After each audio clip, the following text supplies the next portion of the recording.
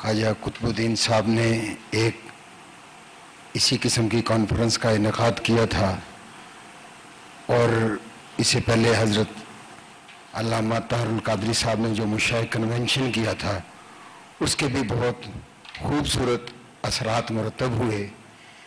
تو میں ایک عرض کر دوں گا مختصراً کہ یہاں پہ فن خطابت ہمیں نہیں کرنا، ہمیں تجاویز پیش کرنی ہے اور اس کی امپلیمنٹیشن کے لیے پروگرام کرنا.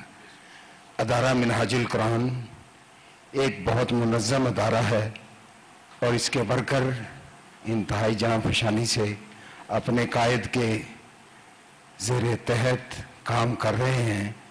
یہ اس کی کامیابی کی دلیل ہے کہ جب بھی یہ بلاتے ہیں تو دور دور سے علماء کرام، سجادگان، مشائخ اعظام تشریف لاتے ہیں.